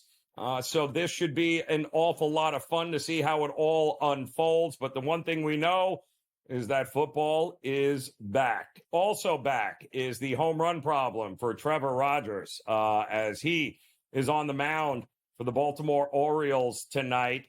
Thrown into the starting spot, I believe, 48 hours after being traded for from the Marlins to the Orioles. And he just gave up a 3-run home run to David Fry with 2 outs in the bottom of the third. That makes it a 5-1. Guardians lead right now. So good for over bettors. Those of you that were looking at the over in this game here tonight, not a bad look. The Orioles did finally get that third out, and they are up, coming up to the plate here in the top of the fourth. Detroit just scratched a run off of Seth Lugo and the Royals here. That game remains 3-1 in the bottom of the fourth inning here. We'll keep you posted on that. And also, we don't have, I believe we do, the Braves already on the board thanks to Austin Riley hitting a absolute monster home run to right field there. So the Braves, right off the get-go, 1-0. That's exactly what you wanted to see there. By the way, the Marlins had 2 hits and stranded a couple of runners there in the top of the first. So Charlie Morton is going to have to do better than that. Still like the over in that game, and we'll see if there's any more damage done here in the bottom half of the inning. We told you Cardinals and Cubs coming up here from Wrigley. Imanaga against Sonny Gray. That should be a good one. And, of course, the Rockies and the Angels will get ready to do battle in the late-night game. And speaking of the Angels, if you're just joining us and you haven't heard some just terrible news coming out about one of the greatest ball players this generation and what could have been one of the greatest ball players of all time with Mike Trout, we learned he blew out the meniscus in his already surgically repaired knee. And that is terrible news because not only will we not see him again this year, we don't know when we're going to see him next year either. You got to play the what could have been game. Like, what if Dave Sharapan could have hit a curveball?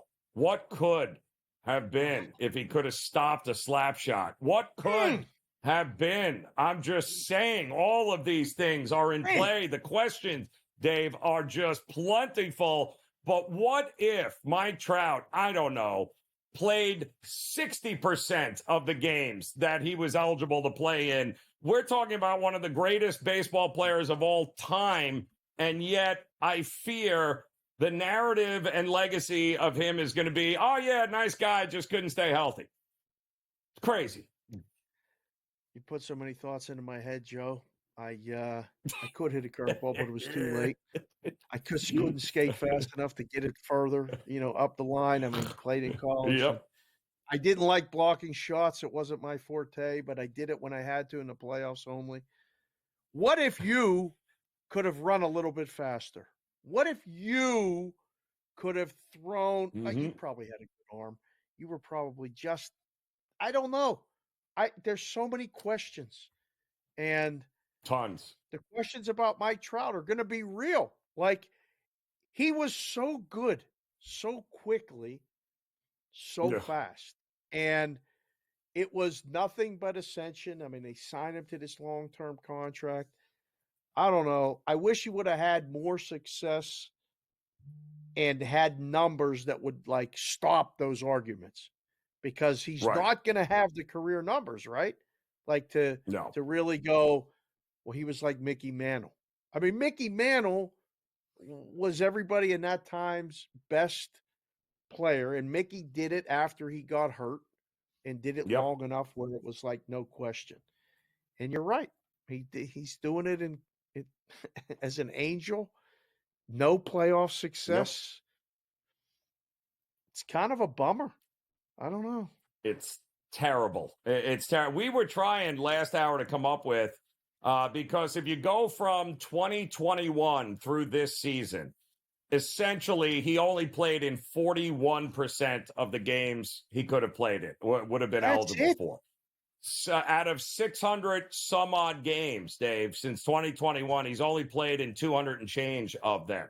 I just absolutely terrible. And yet the guy has got one of the best WARs that a player, including Bonds, when he has played, he has been irreplaceable. But unfortunately, I don't want to say it's not like he's not in shape. It's just, you want to talk about the worst luck of one of a truly great generational talents. The only guy that we came up with that we could compare it to was Bo Jackson. Can you think of anybody else that was this good, Hall of Fame good, and just got sidelined by injuries and was never to be? Bo Jackson was the only guy we can come up with. No, we're going to have to really think about that. And it's, in baseball wise, it doesn't happen nearly as much. Like tonight, we got our first fake football game. I could think of so many guys that came onto the scene in the NFL that had this ascension that was going to be just incredible. And then they got hurt and they were never the same again, or they were out of the game so quickly. It just doesn't happen in baseball like that. And it's a shame. No. Do you not think he's going to play next year? Like is this a career ender? Are you willing to say that? I'm not career ending, but when you're a 10-plus WAR player and you only play 30 games a year, you're not going to be that. I mean, how old are we talking about, by the way? How old is he? And he's already now going to have a second. He's a 3-time MVP, guys. Like, this is what we're talking about. He's a 3-time MVP who's now having to get another surgery on a knee, his second surgery on the left knee because of a torn meniscus. And this is the other kicker, Dave. It happened in a rehab game because he was trying to come back and play this year. For what reason, I have no idea. But he actually tore it in a rehab game. And I just don't, you're running out of real estate here, Dave. I mean, let's face it, his prime is slowly but surely running out. If you can't stay healthy in your prime, what the hell is he going to do at 35 years old? DH? Is there any hope we could just come DH, right? Like, I don't know. It's not for the baseball fans that saw him play and saw what he was going to be and become. Oof. This is one of those ones you're just like, boy, I'm glad I got to see him play. But man, I wish I would have been able to really see him do even more. And that's the bad part. Like, you know, as baseball fans, we always want to remember the guy that was our guy at his peak. And, you know, you're right. 3-time MVP. This is how it's I don't know. It's a bummer. He'll be 33 this week. I mean, Dave, it's Joe, not, your year's not good when you after 33 you did okay. Don't get better. It don't get better. It only get and 2 knee surgeries. Like, poor Trout. Just the worst luck of any superstar I can remember, except Bo Jackson, who would have just played baseball, would have had every record in the book. We'll come back with more here, GTD.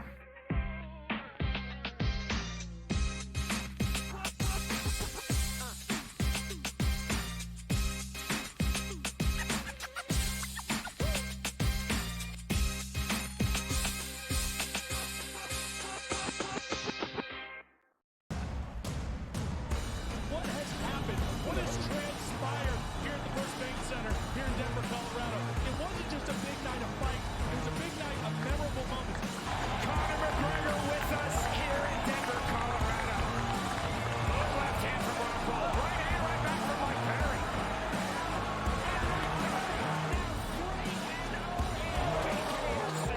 Can I get a face-off with Conor McGregor, man? It's an incredible setup here, incredible matchmaking, incredible storytelling. Oh, you had to come here. All these fighters that step in here are warriors, and all have my respect. And I'm into this game, yeah. We'll be into this, yeah. And we are live here in the Maverick Center here in Salt Lake City. What a night it is going to be. Historic indeed for BKFC 56. Whoever's the king of violence right here, this is going to be a great fight. Perry on the target for the left hand. Right hand from Perry, double jab in the right. Who's the king of violence? I am! Combat fighting in its purest form, bare knuckle fighting in the city of angels.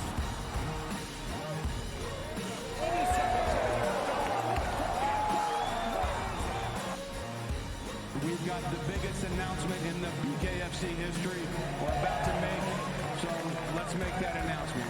What's up, Knucklemania? The notorious Conor McGregor here.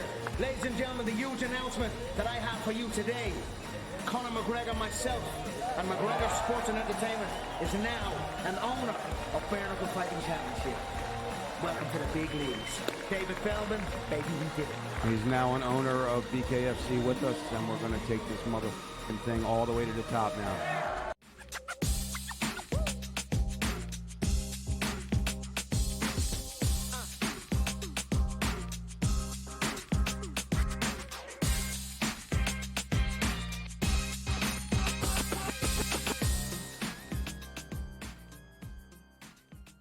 Welcome back in. Game Time Decisions here on the SportsGrid Network. Joe Raineri alongside Dave Sherapan, who will take over at the top of the hour here. Why? We got football.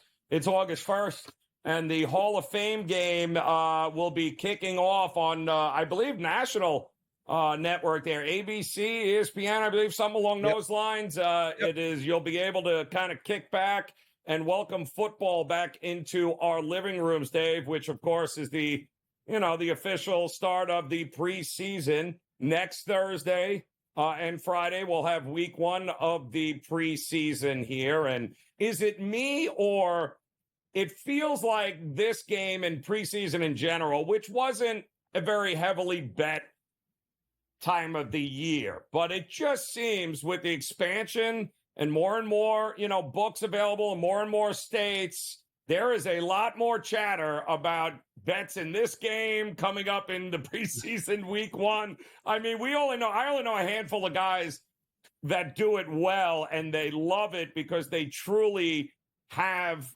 edges in the preseason. Most people don't put in that kind of work or effort, and it's recreational for them, which is fantastic. But it feels like the action and the handle is much more than what it's been in years past. It's one of those things that I think the last couple weeks for baseball since the All-Star break have not been good for a lot of bettors. And the Olympics are going on, and there's handle in that. But, main sports, basketball, golf, tennis, soccer, things like that. So they're getting handle. But there's something about the football, and everybody's waiting to come back to bet it. Now we have two teams who have an interesting dynamic. I'm not saying this wouldn't be as big of a deal if it was two teams without as many storylines, but the Bears having Caleb and him being signed but not playing tonight, there's a lot of buzz about the Bears. And the Texans, look, they had a great season last year. CJ Stroud was unbelievable, got them to the playoffs, new coach. So there's a lot of pent-up aggression or desire to actually bet this game. Despite the fact it was opened at 1, it's now 2.5 at a lot of places. I've seen some books touch 3 with the favorite. The total shot up this afternoon, at least out in Vegas, as high as 33 from an opener of 31. It's coming back down to 32. I think there was some weather. It was going to rain. It wasn't going to rain. I think they bet the over because it looks like it's going to be a clear forecast. I don't know, Joe. We know a lot of the same people that love to bet the preseason. As a book guy, I hated it. I didn't like it then. I don't like it now. It's a lot of guesswork and it's a lot of information only. It's hard to actually feel like as the book you really got a shot against the information. I don't want to say it's like the draft, but the draft is an information market. The preseason, a lot of times, if you know the rotation of the quarterbacks that are going to play, if you know the coach's intentions of how long he's going to play starters, you have an advantage. It still has to win on the field, but I don't know. I mean, I wore the Chicago stuff. I got the Cubs stuff on. Gray and Imanaga tonight. Yes. St. Louis Cardinals at the Chicago Cubs is it's really the only interesting game that will be on later. And the Cubs, as bad as they're playing, are favored against Sonny Gray. Does this make any sense to you? I do think it's going to be I'm expecting a pitcher's duel. I'm not expecting a ton of runs here. It was 8 this morning. I think it's been bet down, obviously, to 7.5. I think the first 5 total was 4. I can absolutely see this being a 1-1, maybe a 2-1 game heading into the 6th. So I'm with you there. I think Imanaga at home is a good bet. I wouldn't mind one of the team total unders either. You can't trust, I don't think, the Cubs bullpen. The Cardinals bullpen is not bad, but the problem with the Cardinals is Sonny Gray has kind of gotten beat up the last couple of starts. Correct. But I don't trust the Cubs bats. Do you? Not to score enough. No, I don't. That's the thing. Like when you look at the game, you find reasons for both sides. I think the best play in the game is the under, and we'll see. This is basically, August 1st is a real turn the page type day for baseball bettors, future bettors, things like that. The trade deadline is done. Everything dust has been settled. All right, what are we doing? How are we going forward? And this is, the Cubs were sellers and they didn't really sell too much, but, are they going to no one just mails it in. It just becomes a difference of experienced players and teams winning teams going against inexperienced guys and guys playing for jobs and all that other stuff. That won't be reflected maybe tonight in this lineup, but looks like a dead under, feels like a dead under. I don't disagree at all. Colorado's playing the Angels. Mike Trout's not playing for the Angels. I don't know who's playing for the Angels. That game's later tonight. We'll have that. Me and Kaufman are on in-game live. We'll be watching the football game along with all the other baseball games. How do you bet Colorado and the Angels? Seriously, how do you even look at that? How did they play to a 1-0 game last night is beyond me. I have absolutely no idea how that was a 1-0 game with those two teams and that pitching staff. But I do believe Feltner is the better pitcher on the mound for Colorado. Yep. So all things being equal, I got no problem taking Colorado, who has not been good on the road this year. Nope. But well, none of it has been good. So, but the idea of backing the Angels, a 1-0 win last night, I do think more runs are coming in this game here tonight, Dave. I absolutely think more runs are coming. And by the way, the runs are coming for Atlanta. They've already 2 home runs, one by Olsen, one by Austin Riley. It is 3-0 heading into the second inning now. So Charlie Morton has got some run support. All right, Dave, I want to ask you one more quick question. When we get back, the news of Justin Herbert is getting worse by the minute. We'll see what Dave thinks when Game Time Decisions continues.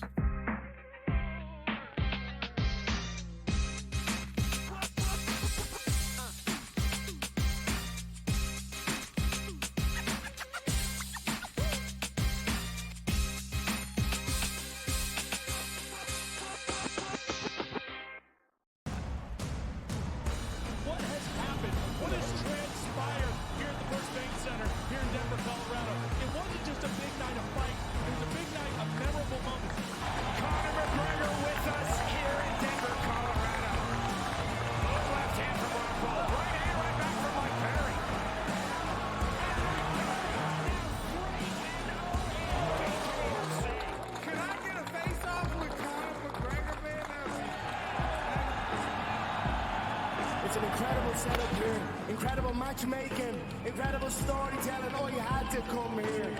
All these fighters that step in here are warriors, and all have my respect. And I'm into this game, yeah. We'll be into this, yeah. And we are live here in the Maverick Center here in Salt Lake City. What a night it is proving to be historic indeed for BKFC's 56.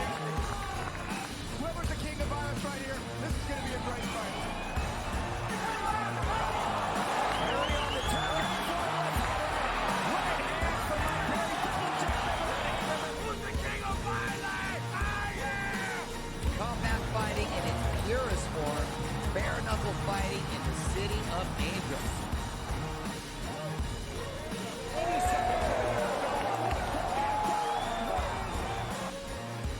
We've got the biggest announcement in the BKFC history we're about to make, so let's make that announcement. What's up, Knucklemania? The notorious Conor McGregor here. Ladies and gentlemen, the huge announcement that I have for you today. Conor McGregor, myself, and McGregor Sports and Entertainment is now an owner of Bare Knuckle Fighting Championship. Welcome to the big leagues.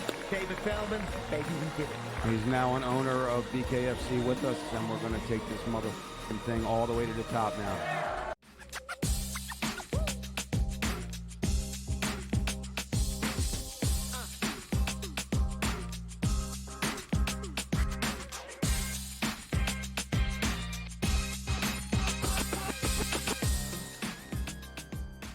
All right, welcome back in here as we look to close out this edition of Game Time Decisions. But have no fear, in-game live, prime time coming up, opening kickoff of the very first preseason game, the Hall of Fame game. The NFL is back, and we are all for it here. Dave Sharapan going to take over here in a couple of minutes, you and Adam Kaufman. But before we do, the news coming out of Charger camp. With Justin Herbert sidelined now after just 7 training camp practices, only 2 of which had pads on, is now going to miss. They don't know. They're hopeful he'll be back for game 1 of the regular season, but a plantar fascia injury to his plant foot is not good. He's got to be in a boot for the next 2 to 3 weeks. And then they've got to keep their fingers crossed that nothing, we know that injury, Dave. We've seen this injury. You take 2 steps forward and 3 steps back. And get ready for Easton Stick. Does this change your outlook on this team this year?